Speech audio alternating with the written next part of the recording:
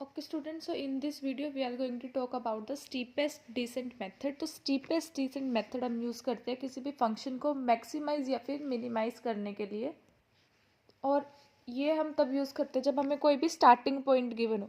अब सपोज करो आपको कोई भी फंक्शन गिवन है जिसको आपको मैक्सिमाइज या फिर मिनिमाइज करना है, और आपको एक स्टार्टिंग पॉइंट गिवन है. सपोज करो आपको स्टार्टिंग पॉइंट गिवन है 0,0, तो ऐसे कुछ भी आपको स्टार्टिंग पॉइंट गिवन हो सकता है. तो सबसे पहले आपको क्या करना है, जो ये फंक्शन है, ये जो फंक्शन है ये कितने भी वेरिएबल को हो सकता है. सपोज करो हम एक फंक्शन कुछ भी ले सकते हैं, जैसे x1² + x2². तो ऐसे कितने भी वेरिएबल का ये फंक्शन हो सकता है. तो सबसे पहले हम क्या करेंगे, इस फंक्शन को डिफरेंशिएट करेंगे विद रिस्पेक्ट टू जितने भी हमारे वेरिएबल्स होंगे अलग. जैसे इधर अब हमारे पास 2 वेरिएबल्स हैं, तो हम इसको एक बार डिफरेंशिएट करेंगे विद रिस्पेक्ट टू x1, और फिर हम इसको एक बार डिफरेंशिएट करेंगे विद रिस्पेक्ट टू x2. तो सबसे पहले हम निकाल लेंगे ∂f/del(x1) और एक हम निकाल लेंगे ∂f/del(x2). इसके बाद हम निकालते हैं ग्रेडियंट. ग्रेडियंट कैसे निकालते हैं, ग्रेडियंट होता है हमारे पास ∂f/del. अब जैसे हम इसी का एग्जांपल लेके चले, तो इधर हमारे पास 2 हैं, तो हम क्या करेंगे, इसको ऐसे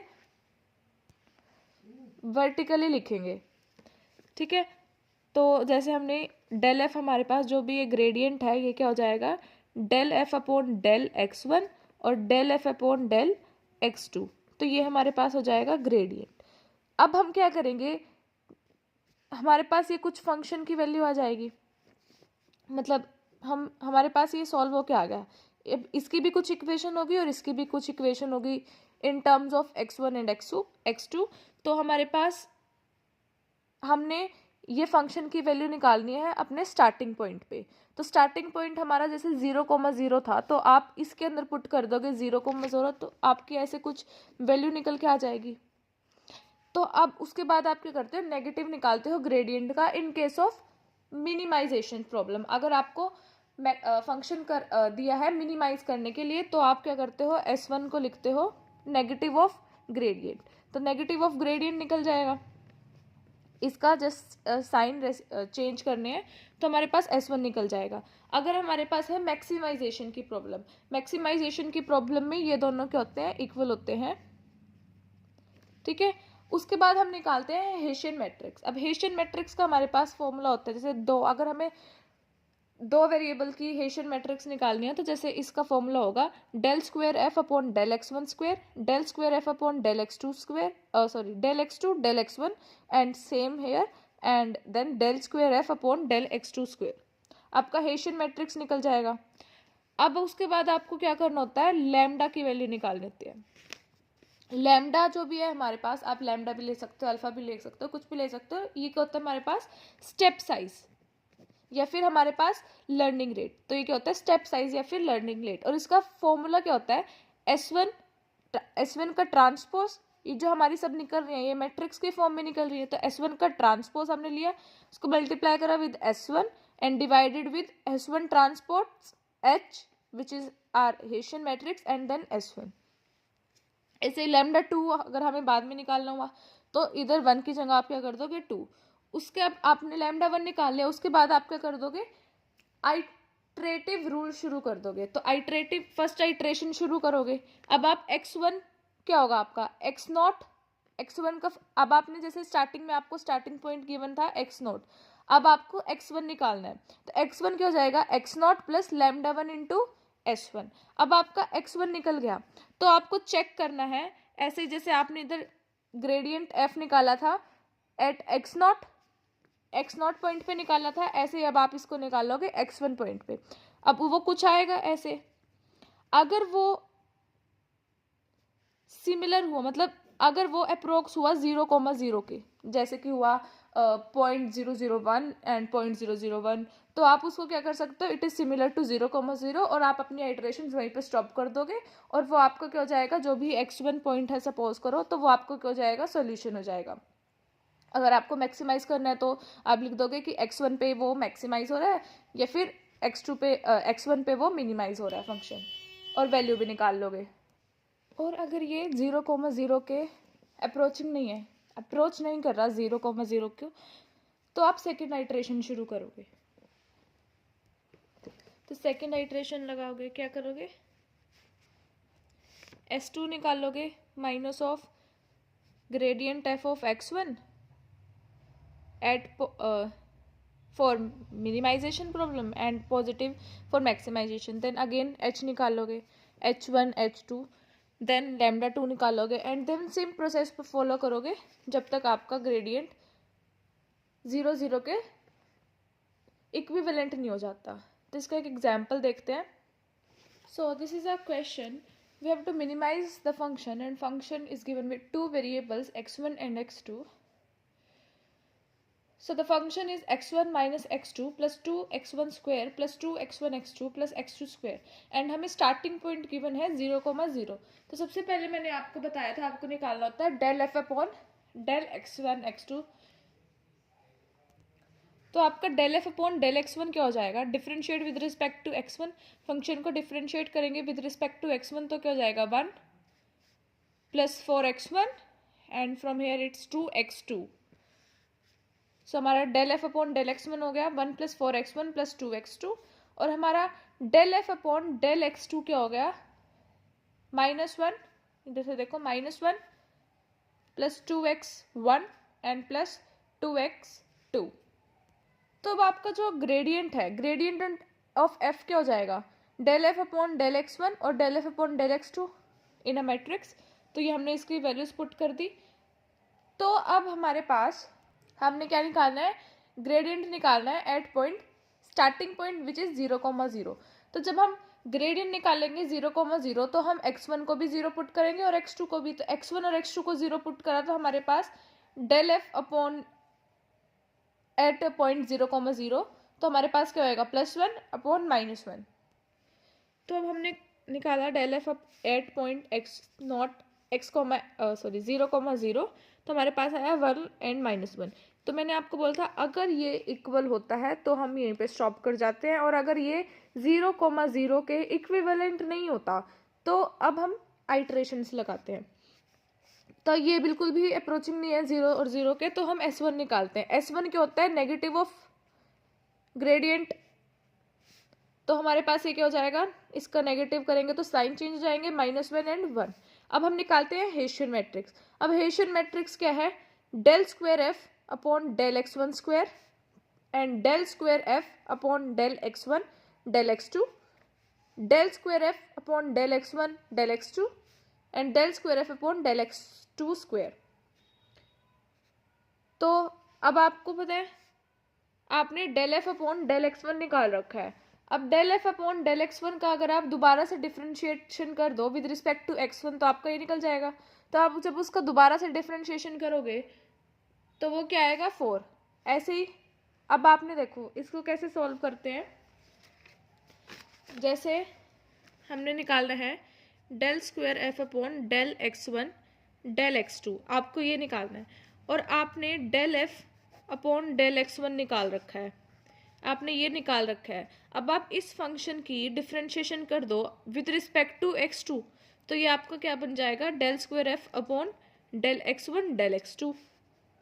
या फिर और कैसे निकाल सकते हो इसको आपने del f upon del x2 निकाल रखा है।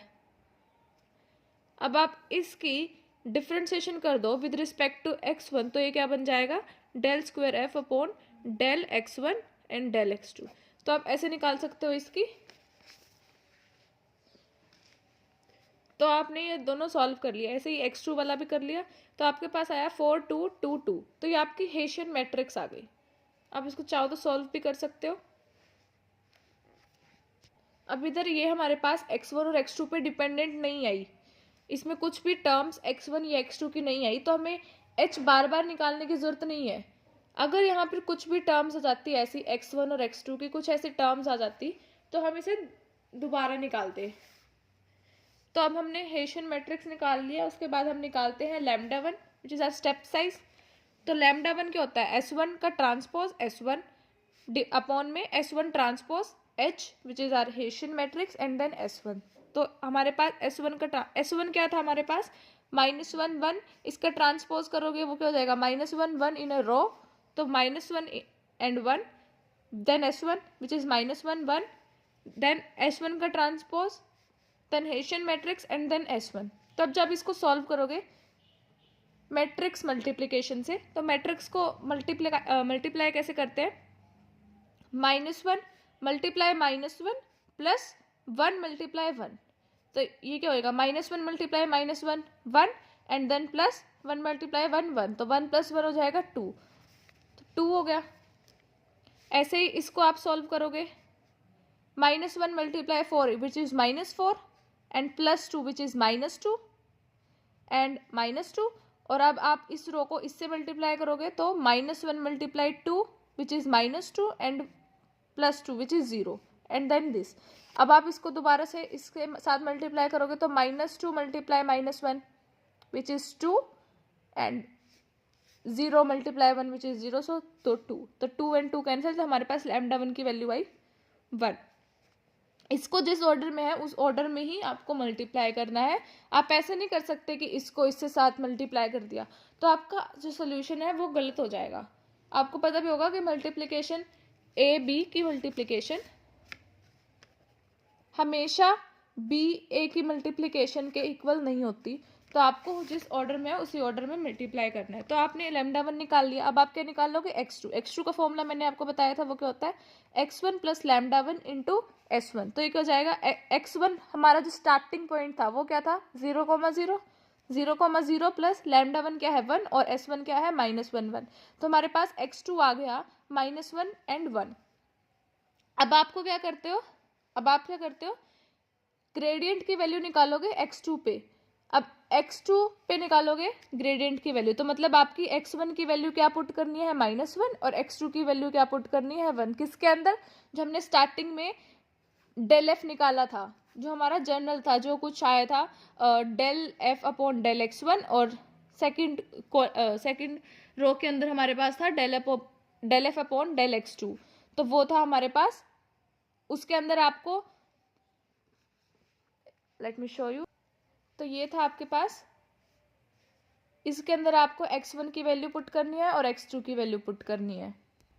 तो आपका x2 पॉइंट आया है -1, 1, तो आपको x1 पुट करना है -1 और x2 पुट करना है 1। तो जब आप इसको सॉल्व करोगे तो आपके पास क्या आ जाएगा, सॉल्व करने के बाद आपके पास आएगा -1 -1। अभी भी ये 0 0 के इक्विवेलेंट नहीं है, तो हम अपना आगे फर्दर सेकेंड आइट्रेशन कर रहे हैं। तो S2 अब हम निकालेंगे which is negative of ∂f at point, तो हमारे पास ये आ जाएगा 1 एंड 1। उसके बाद हम λ2 निकालेंगे with the same process, where we will put S2 का transpose, S2 transpose Hessian matrix and S2, और हमारे पास λ2 आ जाएगा 1/5। λ2 आ गया 1/5। अब λ2 के बाद आप क्या निकालोगे, पॉइंट x3 पॉइंट निकालोगे with the formula x2 + λ2 S2। x3 point निकाला, x2 + λ2 S2। x2 था हमारे पास -1 1 प्लस λ2 था 1/5 और S2 था हमारे पास 1 एंड 1। तो x3 क्या आ गया हमारे पास, -0.8 एंड 1.2। तो अब आपका ∂f -0.8 और 1.2 पे आप दोबारा से उसकी x1 की -0.8 और x2 की 1.2 वैल्यू पुट करो ग्रेडियंट के अंदर, तो आपका आएगा 0.2 एंड -0.2। अभी भी ये इक्विवेलेंट नहीं है 0, के, तो आप फर्दर स्टेप करोगे S3 क्या होएगा, minus gradient f at x3 point, तो ये हो जाएगा हमारे पास -0.2 एंड 0.2। अब आप निकालोगे λ3 क्या होएगा, S3 का ट्रांसपोज S3 का transpose Hessian matrix and S3। तो आप इसको दोबारा से ऐसे सॉल्व करोगे तो λ3 आ जाएगा 1, λ3 आ गया आपके पास 1, तो आप क्या निकालोगे x4, तो x4 हो गया x3 + λ3 S3। तो आपने सॉल्व करा इसको, तो आपका आ गया -1 एंड 1.4। तो अब आप फंक्शन ग्रेडियंट की वैल्यू निकालोगे एट दिस पॉइंट, तो वो हो गई आपकी -0.2 एंड -0.2। अभी भी ये 0 और 0 के इक्विवेलेंट नहीं है, तो आप S4 निकालोगे। S4 क्या हो जाएगा हमारे पास, -∂f एट पॉइंट x4, तो हमारे पास ये आया 0.2 और 0.2। आपने λ4 निकालोगे लैम्डा 4 क्या होगा आपके पास, S4 का transpose S4 transpose Hessian matrix and S4। इसको सॉल्व करोगे तो आपके पास लैम्डा 4 आएगा 0.08 अपॉन 0.4 विच इज 0.2। तो अब आपका पास x5 आ जाएगा जिस x4 plus lambda 4 S4 values put करी तो आपके पास ये क्या आ गया -0.96 एंड 1.44। तो अब आपने ग्रेडियंट निकाला x5 पॉइंट पे विच इज 0.04 एंड -0.04। अब इसको हम लिख सकते हैं which is nearly equivalent to 0,0। तो हमारे पास function is minimized at -0.6 and 1.4। और अगर आपको मिनिमम वैल्यू भी निकालनी है फंक्शन की तो इसको आप पुट कर सकते हो जो भी आपका फंक्शन स्टार्टिंग में गिवन था इसके अंदर। तो x1 पुट कर दो -0.96 और x2 पुट कर दो 1.44, तो आपकी मिनिमम वैल्यू आ जाएगी। तो एक बार इसका दोबारा से क्या प्रोसीजर समझ लेते हैं कि हमें स्टार्टिंग में निकालना क्या होता है। सबसे पहले आपने इनकी डिफ्रेंशिएशन करी जितने भी वेरिएबल्स थे उनके रिस्पेक्ट में। जैसे अगर 2 वेरिएबल्स थे तो हमारे पास आया ∂f/∂x1 और ∂f/∂x2। फिर आपने उसको ग्रेडियंट के अंदर पुट कर दिया तो आपका ग्रेडियंट आ गया। अब फिर आप क्या करोगे, ग्रेडियंट निकालोगे at the starting point. Starting point पे निकाल के देखोगे कि क्या वो 0 और 0 के इक्विवेलेंट है। अगर है तो आपका वही आपका मिनिमम पॉइंट होगा, और अगर नहीं है तो आपको क्या करना है, आइट्रेशंस लगानी है। आइट्रेशंस लगाने के लिए सबसे पहले आपको क्या निकालना है, S1 which is negative of, तो आपने निकाला S1 which is negative of ∂f at starting point, और you can say x1, S1 क्या हो गया नेगेटिव ऑफ ग्रेडियंट S1। अभी हम मिनिमाइज का क्वेश्चन कर रहे हैं इसलिए ये नेगेटिव है, अगर मैक्सिमाइज का होता तो इधर पॉजिटिव होता। तो ये आ जाएगा। फिर आपको निकालनी है हेशियन मैट्रिक्स विद दिस फॉर्मूला, फिर आपको निकालना है λ1, फिर आपको निकालना है x2। तो ये रहा हमारे पास प्रोसीजर। सबसे पहले आपने निकाला ∂f, फिर आपने ∂f निकाला है एट द स्टार्टिंग पॉइंट। फिर अगर वो 0 और 0 के इक्विवेलेंट नहीं है तो आप निकालोगे S1 निकालने के बाद आप निकालोगे H1, फिर आप निकालोगे λ1 एंड देन आप निकालोगे x2, फिर आप निकालोगे ∂f एट x2, फिर उसको चेक करोगे। अगर वो इक्विवेलेंट है तो दैट इज़ योर मिनिमम और मैक्सिमम पॉइंट, और अगर वो इक्विवेलेंट नहीं है तो आप क्या करोगे, दोबारा से क्या निकालोगे, S2 then H2 then λ2 and then x3। So ऐसे आपको क्या करना है, आइट्रेशंस लगाकर क्वेश्चन को सॉल्व करना है। तो ये था हमारे पास स्टीपेस्ट डिसेंट मेथड। अगर आपको वीडियो समझ आई है तो लाइक करें और चैनल को सब्सक्राइब करें and share it with your friends and bell icon दबा दें ताकि आपको हमारे चैनल के वीडियोस की लेटेस्ट अपडेट मिलती रहे। Thank you.